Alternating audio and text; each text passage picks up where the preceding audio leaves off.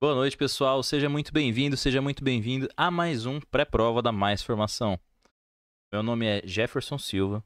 Eu sei como é difícil estudar e é por isso que eu vim aqui entregar esse material. O objetivo desses pré-provas, se você já viu os outros vídeos ali, se você não viu ainda para entender um pouquinho, são vídeos curtos, no máximo entre 20 e 30 minutos ali, para que você consiga fazer uma revisão em qualquer lugar. Então, indo para a escola, indo para o trabalho, vindo na faculdade, não importa o momento. Deu um tempinho ali, parou meia horinha, parou 20 minutos para olhar no celular, ver algumas correções. Inclusive também, um pouquinho antes da prova, que a gente acaba ficando ansioso, vale a pena uma revisãozinha, né? Então, qualquer dúvida, vocês podem estar mandando no chat. Às vezes eu vou olhar para cá ou para cá aqui, porque a tela está aqui em cima, tá? E eu vou respondendo na medida do possível. Deixar aqui também, pegar a canetinha aqui logo no começo, o Instagram da escola. Então, se você não é inscrito ainda, se inscreva lá. A gente sempre posta umas informações bem bacanas. Além de sorteios de bolsa, a gente acaba divulgando por lá. Então, algumas vezes no mês, a gente não fala quando. Aqui no canal, ao vivo, se você tiver inscrito na planilha, a gente libera por lá também. Se estiver assistindo ao vivo aqui no chat, respondendo, você pode estar ganhando uma bolsa aí, seja da CPA 10, da CPA 20 ou do CEA. Se você não é inscrito, se inscreva no canal também. Surgiu alguma dúvida ainda que você não conseguiu entender? Deixamos aqui o nosso WhatsApp da escola. Tá? Sabe que muitas vezes fica alguma pulguinha atrás da orelha ali. E, bom, não tem o meu curso tem o curso de vocês, professor. Tem problema? Não, não tem problema. Manda um alô lá. Claro que vai de acordo com a demanda, né?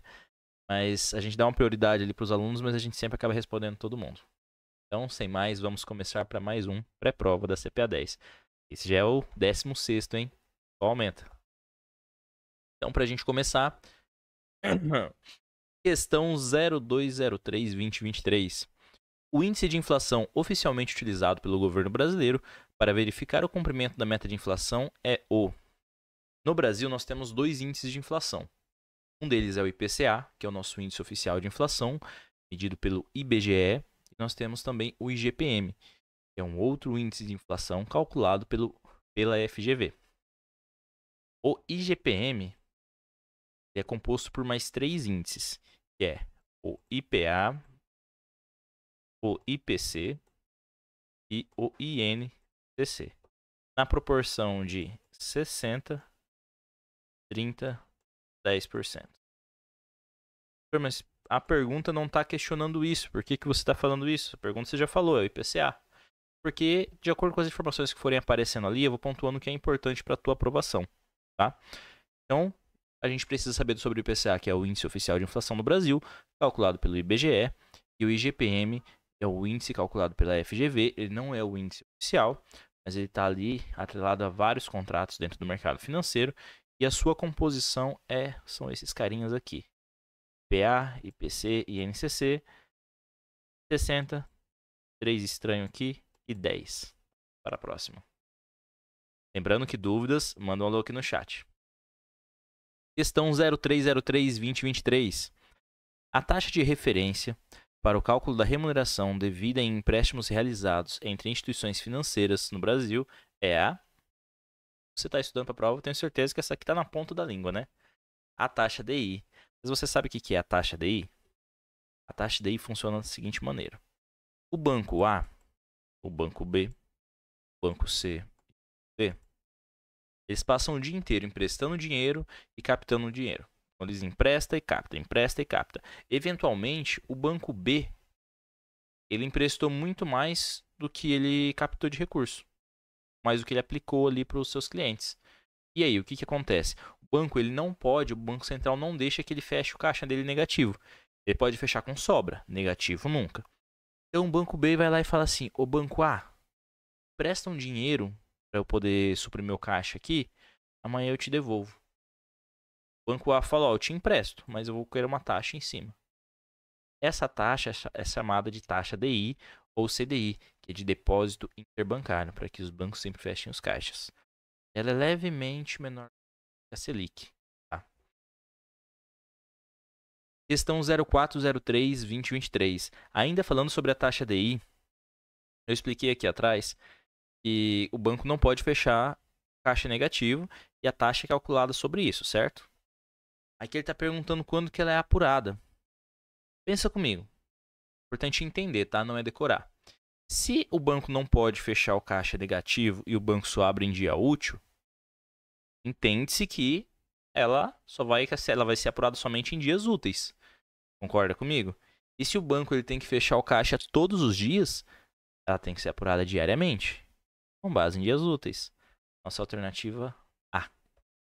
Importante entender, tá? Não fica com essa de decorar, porque decorar não vai dar certo. Às vezes muda algumas coisinhas ali na hora da prova, você acaba errando. Então sempre entenda todo o conteúdo do edital.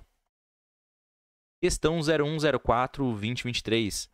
A rentabilidade relativa de um investimento é medida em relação ao seu risco, ao seu benchmark, ao seu ativo ou ao seu passivo. Quando a gente fala de rentabilidade relativa, a gente está falando em relação a alguma coisa, em relação a uma referência. E é justamente isso que um benchmark é. Ele é uma referência.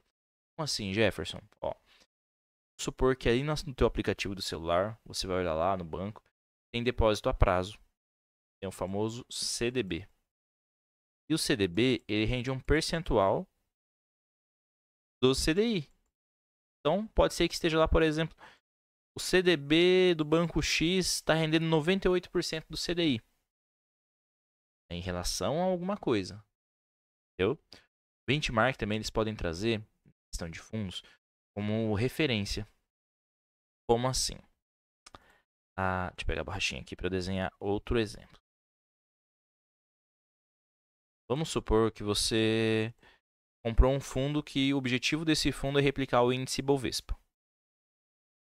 Ibovespa.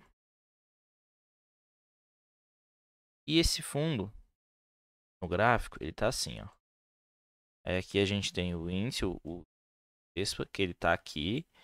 E o fundo, ele tá indo aqui embaixo.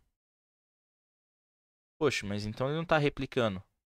Mas, como é a relação, o objetivo dele, a referência dele é o Ibovespa, a gente sabe que o fundo está entregando menos do que o seu objetivo. Então, dentro do mercado, benchmark é referência. Referência a algum índice, referência a alguma coisa. Questão 0204-2023. A rentabilidade líquida de um investimento é inferior à sua rentabilidade bruta por descontar o efeito rentabilidade bruta. Não vou trazer, não, pensei em trazer um exemplo aqui, mas seria mais pro CEA. Mas vamos simplificar. A rentabilidade bruta é o que rendeu daquele período. Eu estou descontando corretagem, eu não estou descontando taxa, não estou descontando nada. Rendeu 10%. Ponto. Mas se a taxa administrativa é de 9, a rentabilidade líquida é 1. Então a rentabilidade líquida, ela desconta o efeito de impostos e taxas. É o que você realmente ganhou ali daquele investimento. Então se normalmente, tá, normalmente não, os fundos de investimento, as lâminas de investimento, as informações de publicidade, eles têm que estar destacado lá. A rentabilidade não é líquida. Quando eles informarem isso. E se informarem, eles têm que colocar também, ó, essa rentabilidade já é líquida. Por quê? Porque acaba enganando se não tivesse informação. Imagina o cara que olha lá no site do banco, no site da corretora, ó, rendeu aqui 24% ao ano. Uou! Deu bem pra caramba! E aí a taxa administrativa ali é de 15. Quer dizer que entregou muito pouco esse fundo. Tem muito atenção a isso. 0304-2023.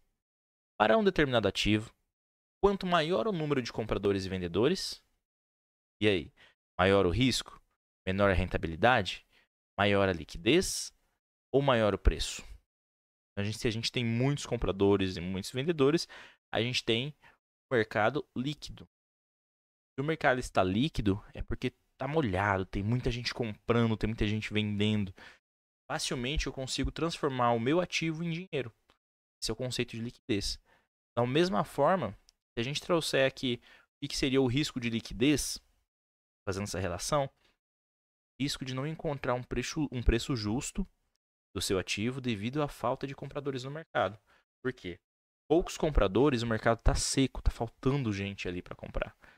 Agora, quando tem muita gente comprando, muita gente vendendo, eu tenho liquidez no mercado. Tranquilo, essa. Tira de letra, tá? Normalmente cai essa questão de liquidez com mais algum termo ali na pergunta. Questão 0404-2023. Um indicador da liquidez de um ativo é o seu, baixo para cima, desempenho em relação ao benchmark, desempenho em relação ao seu índice de referência? Não, né? Esse não indica. A gente acabou de ver aí o que é liquidez. Retorno líquido? Também não. Risco relativo? Também não. Opa, volume de negociação, volume diário de negociação. Então, quanto mais está sendo negociado esse ativo, mais líquido ele é. Quanto menos está sendo negociado, menos líquido. Mais fácil, se ele está sendo muito negociado, é mais fácil converter esse ativo em dinheiro. Se ele está sendo pouco negociado, é mais difícil converter ele em dinheiro. Um exemplo muito prático de um ativo que não é líquido são imóveis. Você precisar de dinheiro amanhã, você tem 20 casas. Não tem reserva de emergência, não tem nada, mas você precisou de uma grana ali, aconteceu alguma coisa, você precisa de uma grana. Para você converter a tua casa, uma dessas casas em dinheiro, você vai incorrer em risco de liquidez. Por quê? Porque é muito difícil você transformar aquilo ali em dinheiro de uma maneira muito rápida. Deu para entender? Dúvidas? Mandem no chat aí, tá? Questão 0504-2023. Em geral, o risco de uma aplicação financeira está diretamente relacionado com o seu volume, o seu retorno, o seu custo ou seu benchmark. Quando a gente está falando de risco e retorno, já dei a resposta. Quando a gente está falando de retorno de um ativo, a gente está falando de quanto maior o risco, maior tende a ser o retorno. Porque ninguém vai aplicar em um mesmo ativo. Pode desenhar. Ó, vamos supor que tem o ativo A e tem o ativo B. No ativo A, você vai incorrer em, por exemplo, o grau 3 de risco. E ele vai te entregar 10% ao ano. No ativo B, você vai incorrer em grau 9 de risco. E ele vai te entregar 10% ao ano. Faz sentido você aplicar no ativo B? Ou se esse ativo B, ele vai fazer isso aqui, ó, ele vai oscilar muito mais, ele vai ter mais momentos de queda, pode ter um momento de alta. Não, ele não vai ter momento de alta, ele vai ter mais momentos de queda, tá? Ó, esse aqui é o ativo B e o ativo A, ele faz isso aqui, ó. Ele entrega a mesma coisa, só que ele tem menos momentos de queda, entendeu? Ou seja, se aqui, quando tiver aqui embaixo, você precisou converter em dinheiro, precisou vender, você acabou perdendo recurso. Para que faça sentido uma pessoa investir no ativo B, que oscila muito mais, tem muito mais risco, é necessário que seja pago um prêmio de risco. O que é um prêmio de risco? Ele vai pagar a mesma coisa que o mercado está pagando, mais um percentual, tipo mais 5%. Vai pagar 15%. Não. Aí você fala, opa, peraí, por 15% eu já encaro investir aqui, já encaro correr esse risco. Porque se lá no final vai entregar a mesma coisa, ele vai oscilar, mas 15% vai. Então, o retorno está relacionado o risco está diretamente relacionado ao risco, ou ao retorno, e vice-versa. Risco e retorno sempre caminham juntos, tá? Vamos para a próxima. Questão 0604-2023. Em geral, o retorno de uma aplicação financeira está inversamente relacionado com o sua. E aí? O retorno de uma aplicação financeira está inversamente relacionado ao sua liquidez. Bem tranquilo, dá para entender essa? Vamos lá.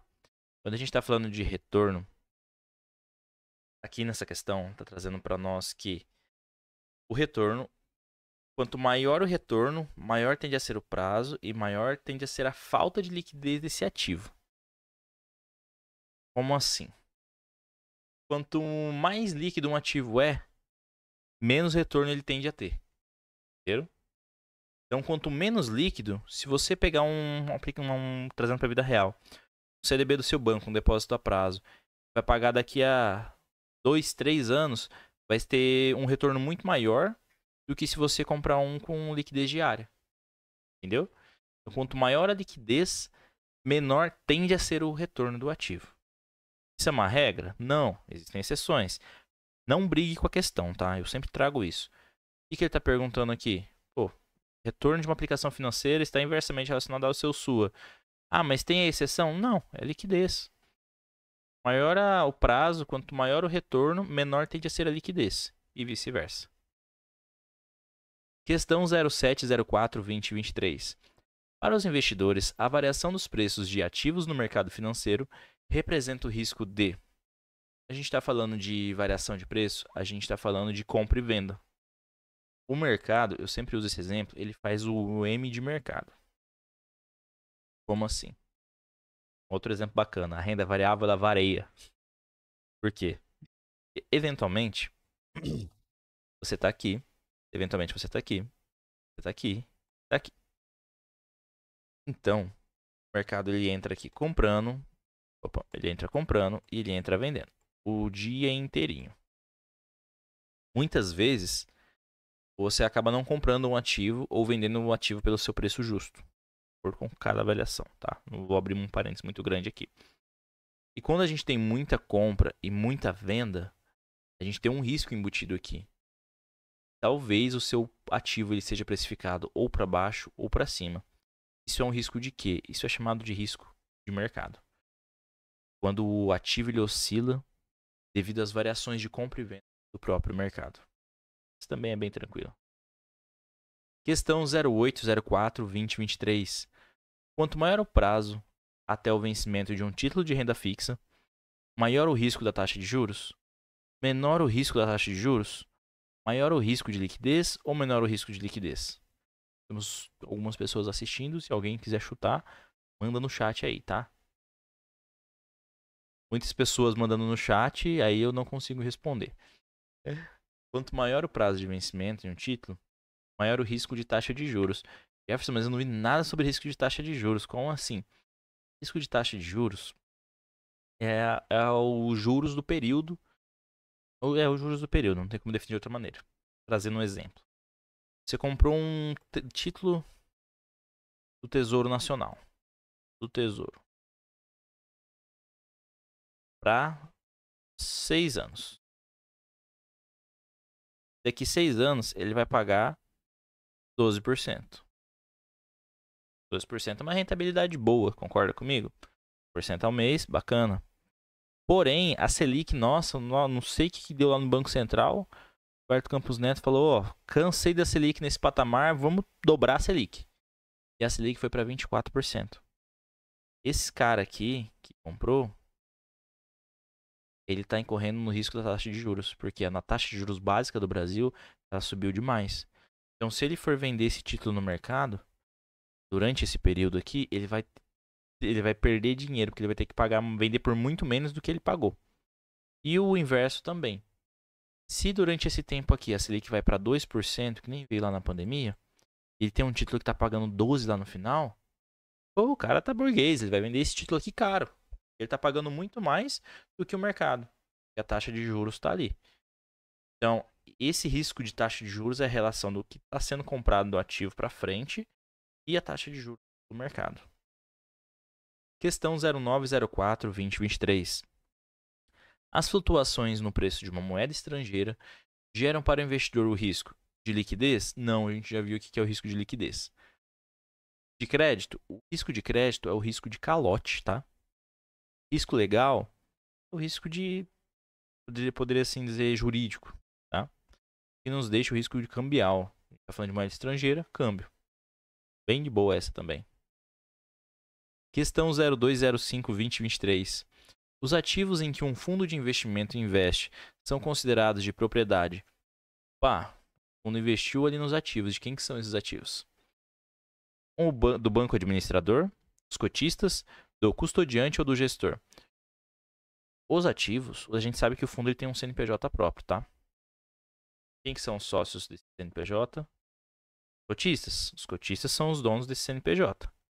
Então, os ativos deles são cotistas. Da mesma maneira que, dependendo do fundo que você entrar e o fundo está precisando de chamada de capital, vai receber uma mensagenzinha lá do administrador falando, ó, precisamos de grana aqui, vai ter que responder. Você está participando ali. Questão 0305-2023. O número de cotas de um fundo de investimento diminui em determinado dia se ocorrer a desvalorização do fundo, ocorrer a desvalorização dos ativos do fundo, houver mais resgates do que aplicações, houver mais aplicações do que resgates. A gente que sabe que um fundo é um saquinho de dinheiro, uma bolinha de dinheiro aqui, dividido em vários pedacinhos. E que cada um desses pedacinhos representa uma cota, certo? E aí, beleza. E aí, como é que faz para diminuir esse valor de cotas? Sabe que, por exemplo, a cota custa 10. Só que num determinado dia, 50% do fundo foi lá e pediu resgate. E aí? Para não haver uma baixa de preço muito grande ali, esse valor ele acaba sendo reduzido. Então, diminui um pouco ali. Normalmente não acontece isso, mas se vir a teoria aí a gente tem que saber, né? Esse número acaba sendo reduzido para manter o valor ali, tá? Aí depois pode ter novas emissões? Podem ter novas emissões de cotas também. Mas tendo mais resgates do que aplicações, muitos resgates, pode acontecer do fundo de número de cotas. Questão 0505-2023. A barreira da informação é utilizada. Vamos de baixo para cima? Estou na frente? Não. Impedir que o gestor de um fundo tenha acesso a informações de empresas analisadas pelas corretoras de valores?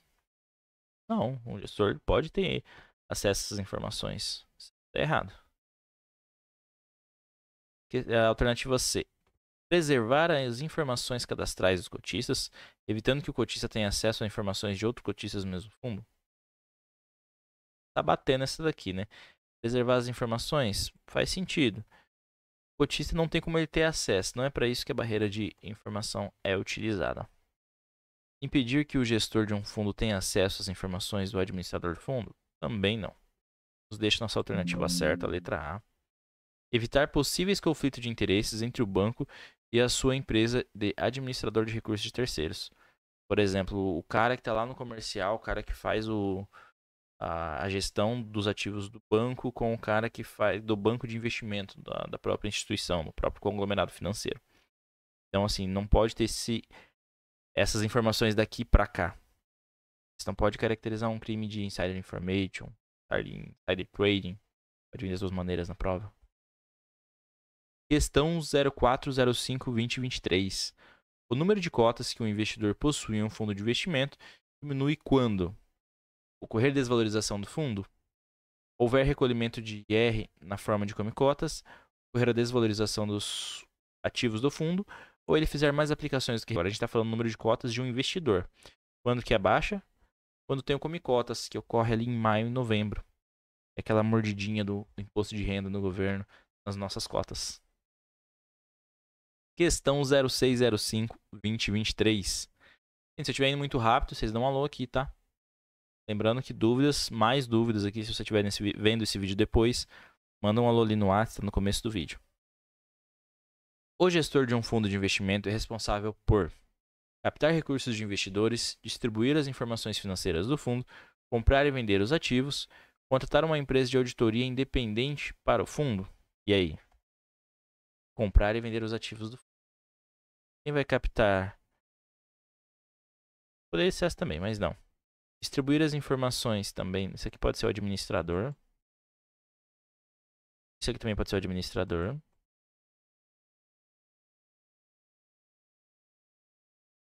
Esse daqui está errado só.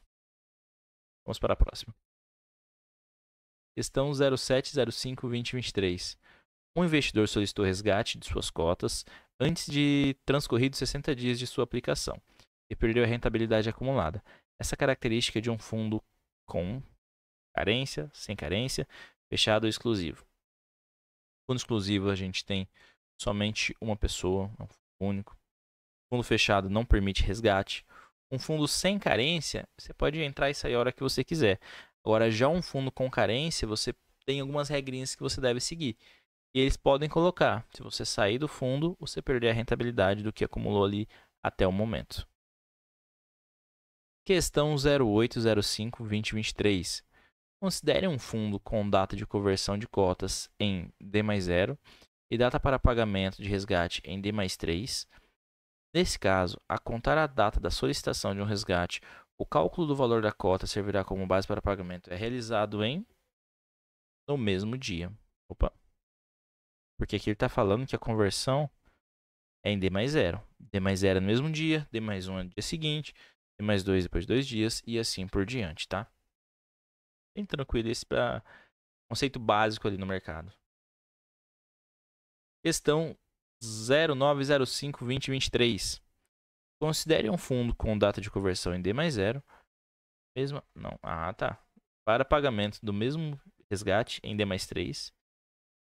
Nesse caso, a contar da data da solicitação, resgate, pagamento será realizado. Que a gente falou antes. Se a conversão aqui é no mesmo dia em D mais 0. Quando o pagamento é em D mais 3, o pagamento vai ser em 3 dias úteis. Fácil, fácil essa aqui. Esse aqui é o tipo de pergunta que você não pode errar na prova, tá? Ao fim aí, um pouco mais de 20 minutos, como eu disse, um videozinho curto. Você realmente tem um material a mais ali, tá? A gente dá uma variada aqui, pegamos até o módulo 5. Então, cada vídeo desse, para não ficar muito maçante, a gente divide ali de alguns módulos. Da semana passada, se você olhar ali na playlist, engano, tá no módulo 1, 2 e 3, e da outra tá o módulo 6 e 7. Então vamos fazendo essa mescla aí, para que fiquem vídeos bem rapidinhos. Lembrando que o nosso Instagram tá aqui, o site da escola tá aqui no perfil também, e aqui na descrição do vídeo. Assim aparece, aqui na descrição do vídeo. Dá essa moral pra gente, se inscreve aí no canal. É bom para ter um mais alcance ali no YouTube. E surgiu alguma dúvida, manda um alô aqui pro nosso time, pelo WhatsApp. E é isso. Lembrando que amanhã a gente tem pré-prova do CEA, tá? Então se você está se preparando pro CEA, vamos buscar essa certificação também. Tamo junto. Grande abraço.